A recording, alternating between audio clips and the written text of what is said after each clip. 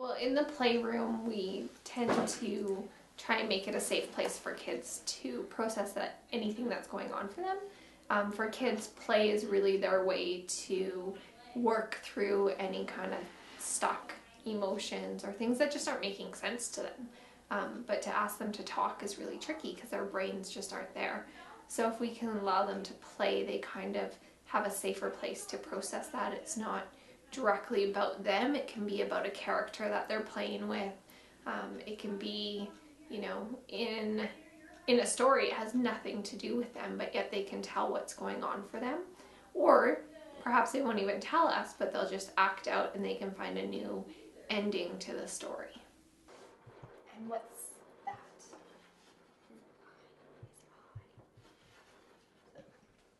Two eyes. He's got two eyes right there. And what else? A body. A leg. And 2 feet. Two feet.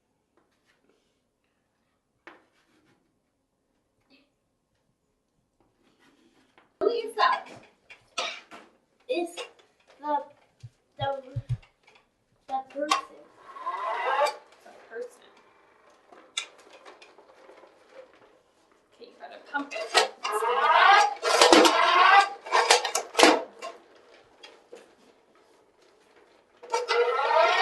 I think that's all the balls in there. Are we missing one? Oh. Okay, here you go. Yeah, so again, it's about setting limits. So if you notice, he wasn't shooting at me. And if he had tried to shoot at me, then we would establish that it's not okay to shoot at me.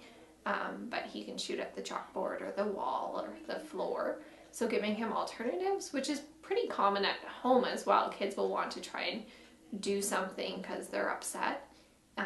And that's okay that they're upset, but we just need to give them alternatives. So it's not okay to hit your sister because she's, you know, annoying you, but you can go calm down in your room. You can come over here and play with me. You can go get a glass of water.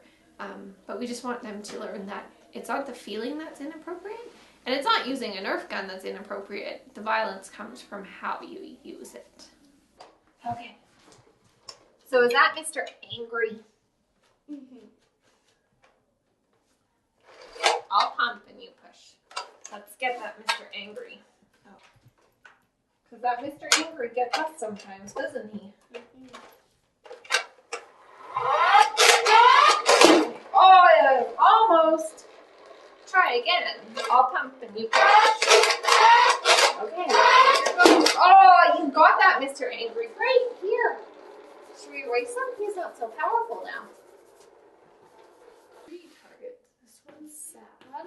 This one's angry. What should this one be? Happy. Happy? Okay. And when you hit one of the targets, we're going to talk about that feeling. So, can you pump it or do you want me to? I want to hit the happy. Okay, well we have to pump it first. You want to hit the happy. Nice work, my friend. You hit the happy. What? So, what makes you happy? Can you tell me what makes you happy? Or what makes you happy? Your feeling. Happy's a feeling. I want to. I get happy when I'm with my family. What makes you happy? I want to. The reason I would do something like put up different feelings and have them shoot was just to get him to learn that there's different feelings, to be able to eventually express those words. Because as much as I love play, unfortunately in the real world, kids can't always express how they're feeling in play. So if they're upset at school, sometimes they need those words to be able to say, it really makes me angry when this kid keeps picking on me, or I get really frustrated when I don't understand the questions.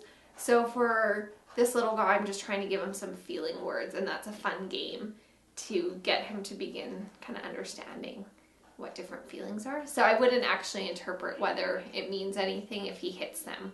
I think it's, you know, just kind of him picking. And it might let me know which words he knows better. So he might understand happy more. That's pretty typical that kids understand I'm happy, I'm sad, I'm angry, I'm scared. Those are kind of the 4. You hit that. Easily. Good try. Oh, we didn't succeed, but we can try again. We're not just playing. It might appear that way, but we are actually doing just as parents would be doing in counseling, where we're trying to either resolve a problem that the child is going on. So some kids come in with specific problems that they need help learning how to solve. For example, there's a bully at school and they don't know how to deal with it. So in play, we could learn different solving or solutions to that problem. Or it might be something that's happened that there's no solvable problem, but they can learn to have the control over their emotions and not feel like their emotional states controlling them. So if something made them really scared and hurt, we can help them process that so it's more manageable and they're no longer kind of ruled by the fear anymore.